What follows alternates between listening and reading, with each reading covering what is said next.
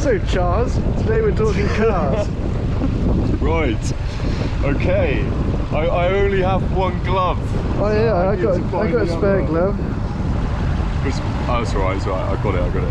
Right. So, probably better to film the engine. It's not best to explain it on this engine because it's not your normal type of engine. It's what we call a boxer engine.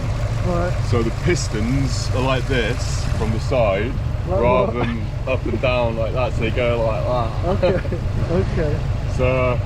Yeah, the fan belt is different from the timing belt. So the fan belt, as you see here, can you see at the front? Yeah. You've got this belt here, and it's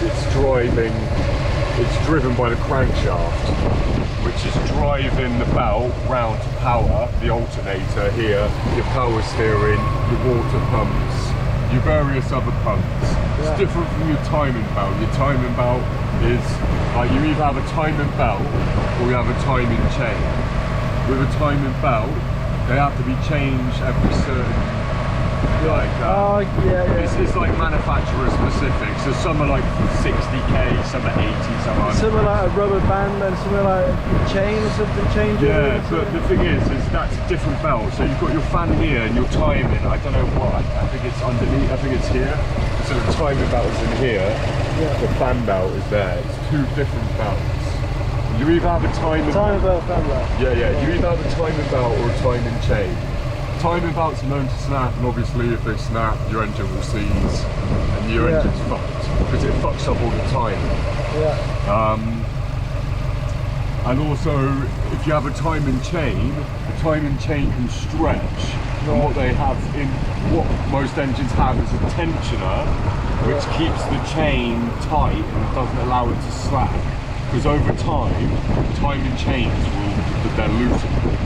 So that tensioner will pop out automatically, you don't have to do it, and it will reach a point in its life where it can't go out any further, and the timing chain can't be tightened anymore, so it will need replacing. Because if it goes too slack, you know what I mean? It's like, you know, or if you've got a bike and your bike chain's too slack, you can imagine loads of different cogs spinning around, it'll just fuck it up. So yeah, that's basics really. Timing belt versus fan belt.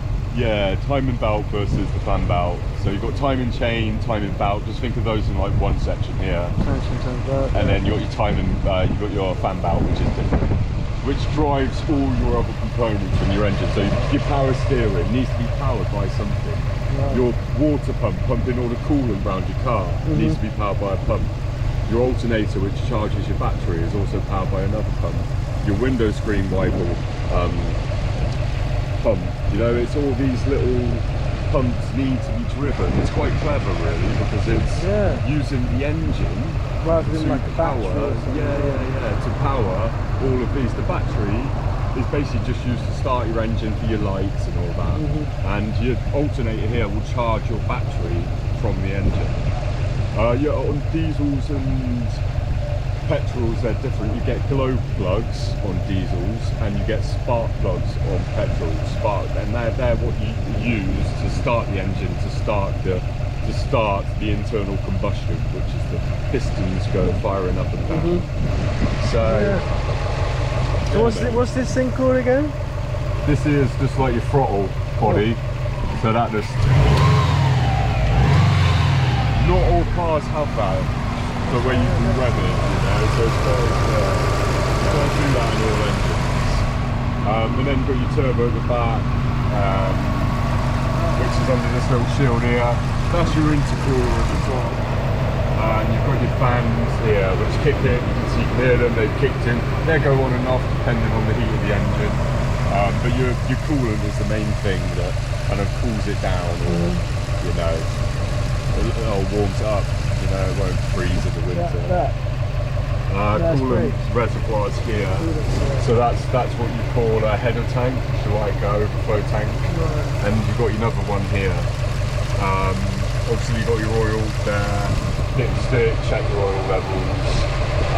Yeah, but it's different every time you look at an engine, right? Like it will have things in different areas, you know. So like my engine on my van, the alternator's not here, it's at the bottom here on the left. So they're all designed in different ways. So it could be a bit like you can be a bit spun out. You get quite spun out quite easily from it. Yeah. But yeah, not all cars have an intercooler. That's a top mount, so we call a top mounted intercooler.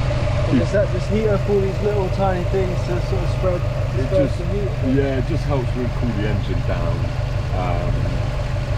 Yeah, so this is stock pretty much. Then what you've got here is your air filter, and then this here is just an extra, it's sucking in air from the front, goes down there and up through the box, through the filter, goes through your mass sensor, and it gets pulled into the engine. Wow. So, yeah. Skeevy Engines 101. Yeah. Nice.